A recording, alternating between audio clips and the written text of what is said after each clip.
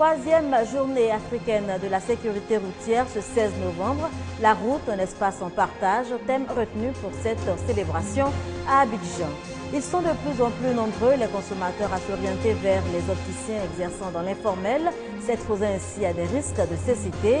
Les lunettes à tout prix, le dossier proposé par la rédaction ce dimanche. 160 personnels de santé chinois déployés au Libéria pour lutter contre Ebola. La Chine apporte son soutien au pays le plus touché par l'épidémie. Voilà pour les titres. Madame, Monsieur, bonsoir et bienvenue dans ce journal. Les accidents de la route tuent en moyenne 600 personnes par année en Côte d'Ivoire. La vitesse, l'indiscipline, le téléphone au volant, autant de facteurs humains responsables de ces drames. La troisième édition de la Journée africaine de la sécurité routière, célébrée aujourd'hui 16 novembre, est le lieu d'en parler. Réunis à la place Figayo de Yopougon pour l'occasion, les acteurs du secteur ont donc convenu de la nécessité d'une sensibilisation accrue. Franck Quadio. Un accident de la circulation quelque part sur l'autoroute du Nord. Encore un drame et de nombreuses victimes. Dans le monde, près d'1 240 000 personnes chaque année sont tuées sur les routes. En Côte d'Ivoire, le bilan est tout aussi sombre, 600 décès, dont plus de 40% sont des piétons. Ces véhicules qui font des accidents avec des pneus usés, mais lorsque vous allez les contrôler, ils ont leur visite technique. Il faut donc sensibiliser. La troisième journée africaine de la sécurité routière, un cadre propice donc, thème choisi, la route, un espace en partage. Les usagers de la route ont une lourde responsabilité, notamment les automobilistes. Et il a été largement fait appel à leur responsabilité pour que nous puissions avoir moins d'accidents sur la route. Pour l'Organisation mondiale de la santé, 90% des accidents proviennent des pays à revenus faibles. Des initiatives doivent être prises, mais pour la société civile et les acteurs du transport, les responsabilités sont partagées. Nous avons rappelé les comportements humains qui favorisent donc les accidents, à savoir l'alcoolisme sur le volant et dans nos gares routières. Nous avons donc demandé l'intensification des sensibilisations. Des attentes, mais aussi des réponses. Le ministre des Transports, Gaoussou Touré, dans son plan de réforme du transport, entend toucher tous les secteurs. Le gouvernement mettra en place également un système intelligent de gestion de contrôle du trafic qui nous permettra, à partir d'un bureau, de voir tout ce qui se passe sur nos routes. Le gouvernement prendra également des mesures pour lutter contre les embouteillages. Moderniser les infrastructures routières, sensibiliser et réduire de 50% les accidents de la route, seuil fixé par la conférence des ministres africains des transports le 25 novembre 2011 à Luanda, en Angola. L'orpaillage, la recherche et l'exploitation de l'or dans les rivières aurifères. L'activité n'est pas sans conséquences. La lutte contre l'orpaillage clandestin est donc engagée à Sakassou, où le secteur regroupe des milliers de personnes venues de divers horizons. On en parle avec Soro Corona et Kwadio Kwame Jean-Daniel de Dieu de RTI Boaké. L'orpaillage clandestin a connu un engouement certain au début des années 2002. À Sakassou, dans les localités d'Ayaousran et de Srambodossou, cette activité reste la seule source de revenus pour les populations. Nous, on n'a pas place ici pour cultiver. On veut retourner sur l'ancien village, qui est sur la terre de nos ancêtres. Au moment où ils retournaient, les gens étaient en train de creuser dans la brousse là-bas. C'est comme ça la population puisse affamer. La population qui est en détresse s'est mise dans ces activités-là.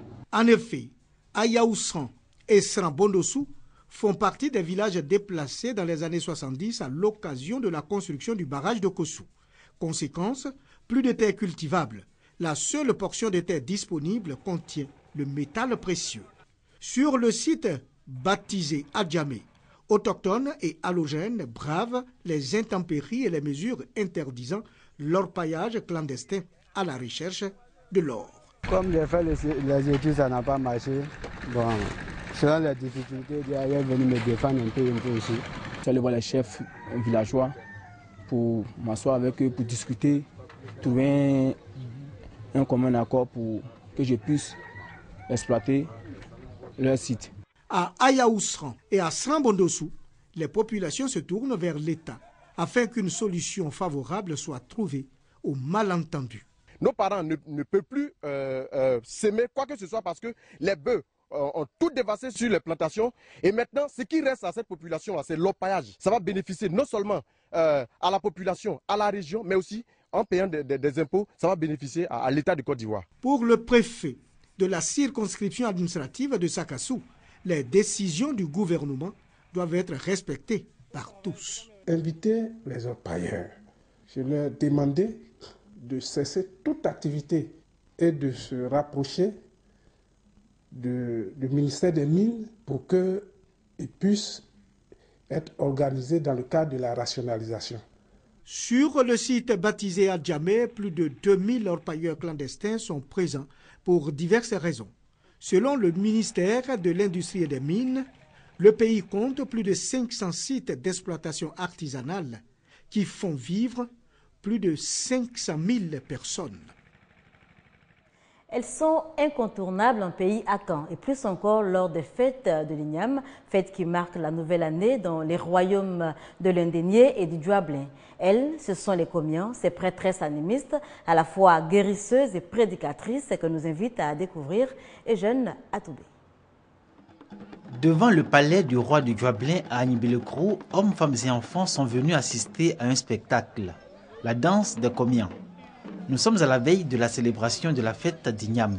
Ce jour-là, la ville était sous la menace d'une forte pluie. De grosses gouttes tombaient sur la place, mais quelques temps après, la pluie était vaincue. À Agnibilekro, les populations laissent entendre que c'est grâce aux Komians que cette pluie a été stoppée.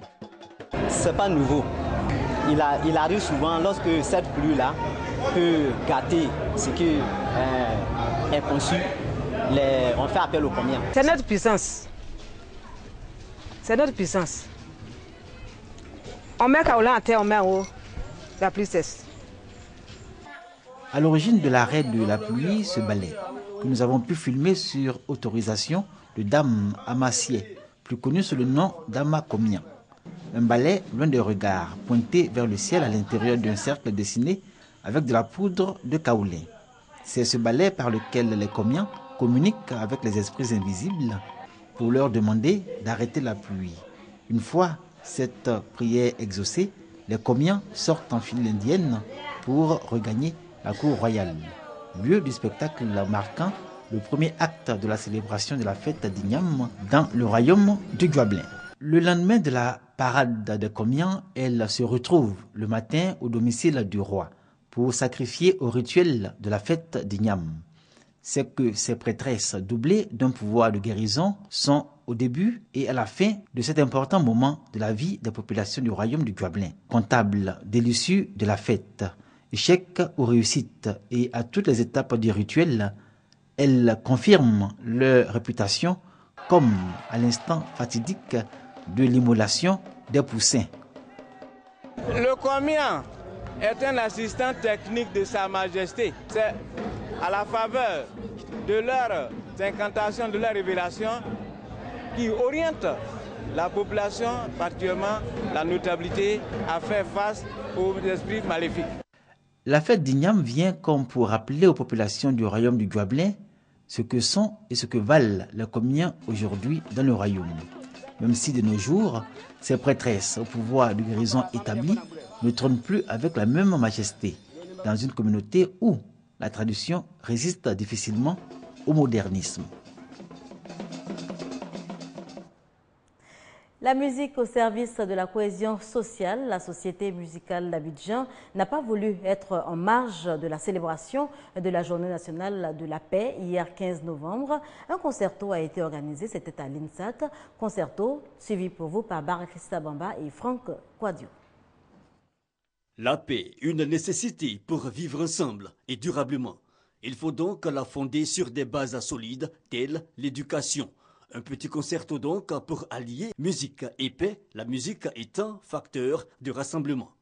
La Société musicale d'Abidjan, l'initiatrice, entend ainsi sensibiliser les jeunes à être des acteurs de la paix à l'approche des élections présidentielles de 2015. L'éducation par les arts, la paix par les arts est possible. Ce concerto pour la paix, là, on l'inscrit dans le contexte prochain des élections. Il est temps qu'on enlève un peu dans la main des politiques et qu'on le donne à d'autres personnes, la jeunesse. Le petit concerto pour la paix, un spectacle alliant sons divers, la voix, la percussion et la danse. Après ce que la Côte d'Ivoire a vécu ces dernières années, on avait besoin de quelque chose comme ça en cette journée-là pour pouvoir au moins nous permettre d'oublier tous nos problèmes, tous nos parents perdus pendant la guerre et voir un peu l'importance de la paix par la musique. C'est une très belle initiative, j'apprécie beaucoup parce que la musique en particulier et là en général n'a pas de frontières, n'a pas de couleurs, traverse tous les peuples et je trouve que c'est une très belle idée de parler de la paix par les arts. Rappelons que la Société musicale d'Abidjan ESMA est une association culturelle œuvrant pour la pratique de la musique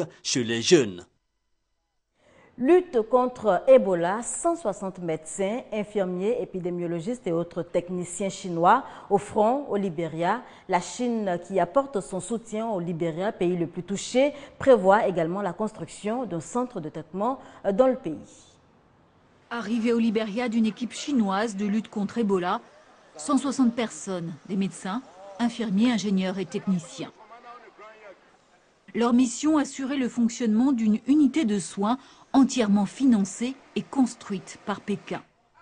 Des renforts devraient suivre.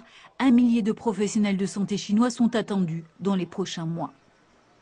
La Chine veut faire taire les critiques. Premier partenaire commercial de l'Afrique, elle s'était vue reprocher d'être à la traîne des États-Unis, de l'Europe et même de Cuba pour son aide contre Ebola.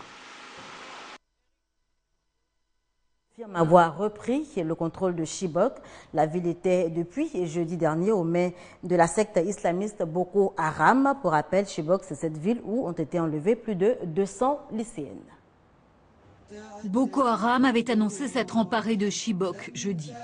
Ce dimanche, c'est l'armée nigériane qui affirme avoir repris la ville avec l'aide de miliciens locaux. Plus que militaire, Chibok est un enjeu symbolique. C'est dans cette localité du nord-est du Nigeria que 276 lycéennes ont été enlevées en avril dernier. Les autorités nigérianes sont très critiquées pour leur impuissance face à la secte islamiste.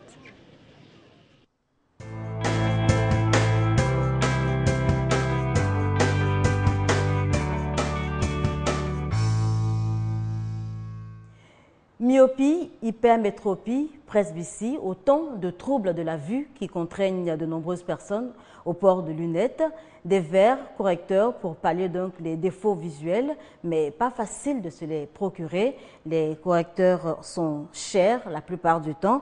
Aussi, de plus en plus de consommateurs tournent le dos aux magasins conventionnels pour s'orienter vers les vendeurs à la sauvette ou encore aux opticiens informels, s'exposant ainsi à de grands risques de cécité. Les lunettes à tout prix, le dossier proposé ce dimanche par Félix Amani et Ami Sissoko. Abdoulaye Kone souffre de myopie. Il porte des verres correcteurs depuis l'âge de 5 ans. Mais il lui est arrivé d'utiliser des verres pris chez des vendeurs non conventionnels. S'agissant du port des lunettes, il faut dire que moi-même je suis une preuve vivante des ports de lunettes parce que dès l'âge de 5 ans pratiquement ou 6 ans quand j'allais à l'école, j'avais des problèmes avec le soleil. Vous avez des lunettes que les gens prescrivent chez l'ophtalmologue avec les degrés que vous pouvez trouver chez le revendeur par terre. Comme Abdoulaye, ils sont nombreux à souffrir de maux d'yeux. Certains de myopie ou d'hypermétropie, d'autres de presbytie. Pour leur traitement, la plupart ont recours à des verres correcteurs qu'ils se procurent ou chez un opticien ou dans la rue. Les yeux là sont des outils, des membres qu'on ne peut pas en tout cas remplacer. Donc je ne peux pas prendre quelque chose chez le vendeur de la rue pour en tout cas porter. Les yeux, c'est vraiment important pour l'homme. Donc si vous prenez des verres comme ça, sans te faire prescrire, ou bien sans te faire consulter par un ophtalmologue, ça peut te créer beaucoup de choses. Le marché asiatique, les prix au niveau du marché ont beaucoup baissé. Vraie qualité, on est trop cher maintenant par rapport au prix que offrent nos frères asiatiques. Donc aujourd'hui, certains vont se ruer vers ce genre de marché pour s'en procurer des lunettes. Alioussa est commerçant. Sa spécialité, la vente de toutes sortes de lunettes. Il exerce depuis plus de 6 ans dans la commune d'Adjamé. Avec lui, le coût de la marchandise n'est pas un souci. Il est négociable. On vient chaque matin, on installe nos tables, on installe nos lunettes. Les clients viennent prendre avec nous. N'importe quelle qualité de lunettes on vend.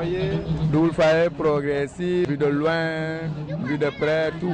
Et on les prend à la boutique optique, bien sûr. Les prix sont différents. Bon, les vues de loin, ça commence à partir de 30 000, 35, 40. Les double foyers à partir de 70, 65, 80, ça dépend. Et Alioune Sarr fait le bonheur de ses clients. Ça fait quand même 5 ans déjà. C'est vraiment du bon. Parce que depuis que je prends lunettes, je n'ai jamais eu de problème. Acheter ses verres chez Alioune Sarr ou chez n'importe quel autre vendeur dans la rue a ses désavantages. Mais les dangers, eux, sont réels et multiples. Une prolifération de problèmes comme des cataractes, comme des décollements de rétine et comme beaucoup de causes de cécité. Deuxièmement, au niveau des montures, les montures ne doivent pas provoquer d'allergie cutanée. Pour l'acquisition d'une paire de lunettes, tout malade se doit de suivre un cheminement précis. Le porteur doit être muni d'une prescription. Nous, notre travail commence dès qu'il rentre dans notre officine, par l'accueil. Et ensuite, nous allons l'aider à choisir son équipement optique. Vu les dangers encourus par les populations adeptes des verres de la rue, les spécialistes recommandent une seule chose, que les malades se dirigent uniquement vers des structures spécialisées s'ils tiennent à leurs yeux. Et puis cette information, avant de nous dire au revoir, c'est fait. La charte de la transition au Burkina Faso a été signée cet après-midi même. Plus que quelques heures donc pour connaître le nom du président de la dite transition. Et c'est ici qu'on s'arrête pour cette édition. Merci de nous avoir suivis.